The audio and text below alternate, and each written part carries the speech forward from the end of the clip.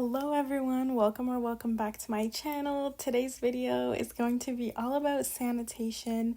I actually had a couple comments requesting this video while I was already kind of filming it and was in the process of editing. So this one's for you guys. Before I go ahead and jump into the video, I just want to put out some important information. For those of you that are interested in my online training courses, they will be available hopefully sometime next month. As you can imagine, it's a lot of work and I'm changing the curriculum and just trying to give you guys the best online learning experience, that I could. So please, be patient with me, and I really think that you guys will really enjoy the training and find it beneficial once it's out.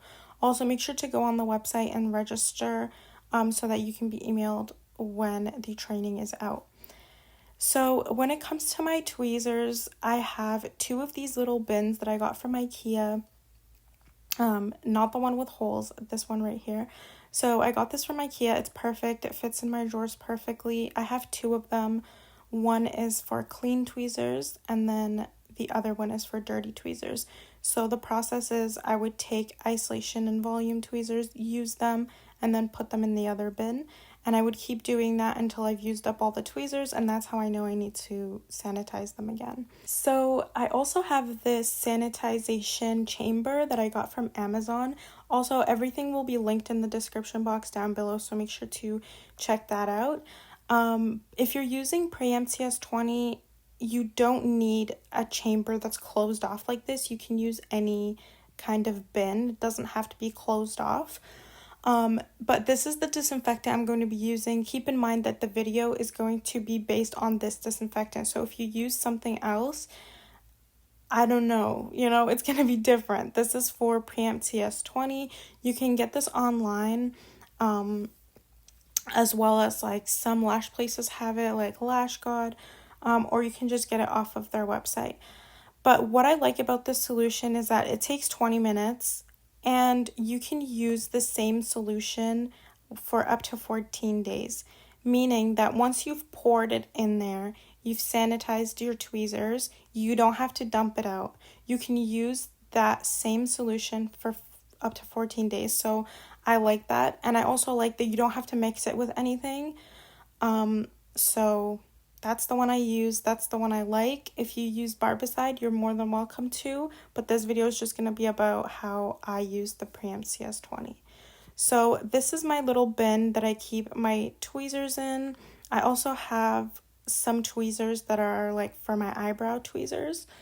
Because obviously those need to be sanitized as well. But yeah, if you see, I have two pairs. So it's always an isolation and a volume. So that I'm using a pair, putting them in the dirty bin, and then, so on and so forth until I want to quickly mention, please ignore if you hear, like, my lips smack.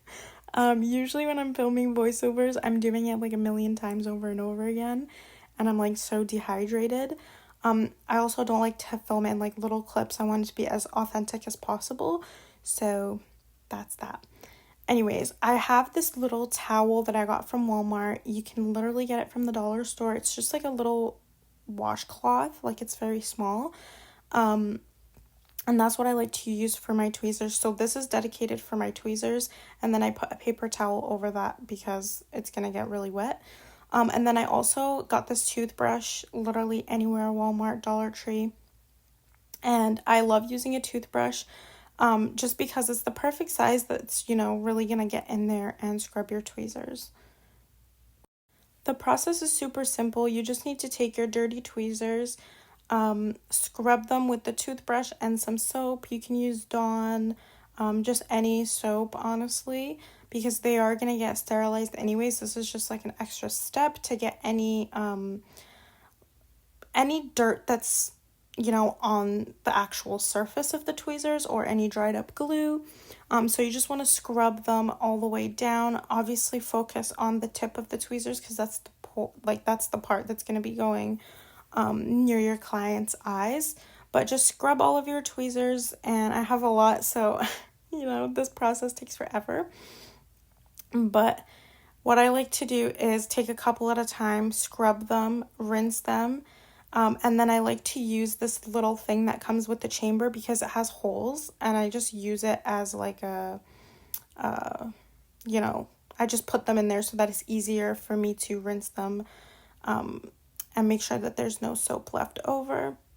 So once you've thoroughly rinsed out your tweezers from any soap that might be left over, I just take them on this little towel, I dump them on there, pat them dry, and then I go in and I actually dry them.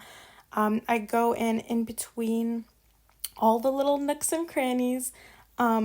It will be to a point where your towel is so wet, like especially if you're using a size this small. So I also like to go in with just some paper towels to dry them fully. But yeah, essentially you just want to dry them super well before you actually place them into the sterilant. So once your tools, that sounds wrong, tools. Once they're nice and dry, now you can, you know, place them in the solution. What I like about this is that once you close it, they go in, and then like when it's open, they pop out. So it kind of like drains it, which is nice. But sometimes you might need to add more because you need the tweezers to be fully submerged into the solution. So, you know, like I close it and I can see at the top if they're not fully covered, that I might need to add more, which I did end up doing.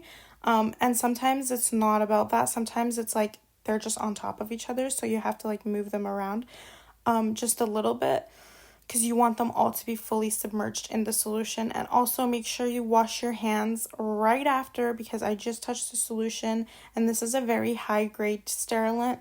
So you don't want to be touching your face or your eyes or anything like that. So make sure that you wash your hands. And now I'm literally just setting a 20-minute timer. So I'm going to go get some things done. I ended up like cleaning my lash room during this time.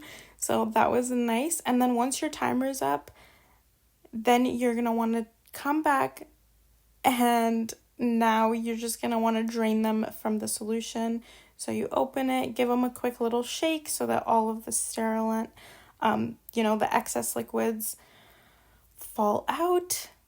And now you just want to rinse them. This time we're not scrubbing them. You're just rinsing it off with some water.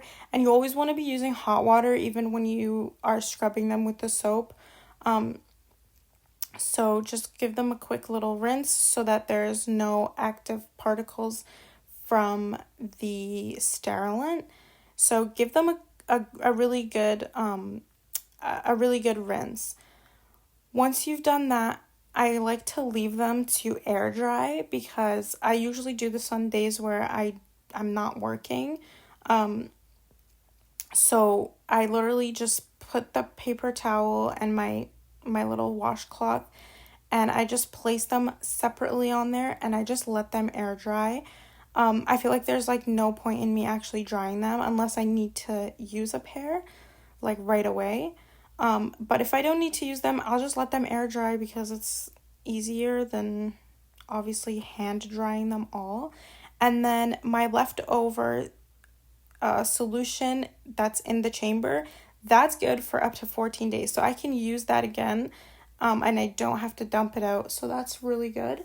But yeah, I hope that you guys enjoyed the video. I know it's a bit long, but I really tried to be, you know, as thorough as possible. So I hope that this helps you. If you have any questions, please feel free to comment them in the comments down below. Also, leave some video suggestion ideas.